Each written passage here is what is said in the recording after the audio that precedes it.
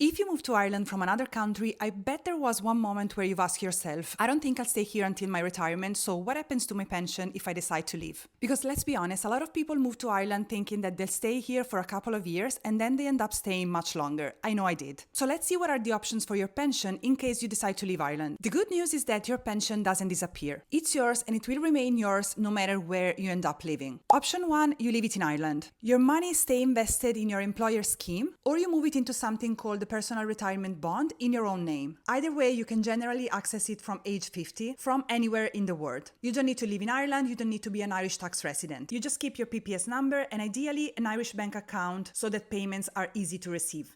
Option 2, you transfer it to your new country. Depending on where you're moving and the type of pension that you have, you may be able to transfer it to another qualified pension arrangement. This is something that you need to discuss with your pension provider because the rules here can get quite technical and it's not always possible to do it. From the research I've done, it might be tricky or almost impossible to transfer it to countries like the US, New Zealand and Australia because in order for the transfer to happen, the rules for your pension needs to be similar to Ireland, which rules out the countries I've just mentioned because in those countries you generally can access your pension before 50. Within the European Union, it's more doable, but again, speak to your pension provider. Option number 3, if you've only contributed for a short period of time, there may be situations where a refund of some of those contributions is possible. So which one is actually better? For most people, leaving it in Ireland is the simplest and safer option because transferring it usually comes with higher fees, less protection and tax complications that usually aren't worth it, unless a financial advisor tells you different based on your specific situation. But I personally think that the biggest mistake people often make is assuming, well, at some point I'll probably leave Ireland, so there's no point for me to contribute to my pension. But if your employer is matching your contribution and you're getting tax relief, you could be walking away from some very valuable benefits while you're here. You have options, you just need to understand what's the best one for you. Save this video for later and share it with anyone who might need it. And let me know in the comments if Ireland is your forever home or if you think you'll move somewhere else at some point.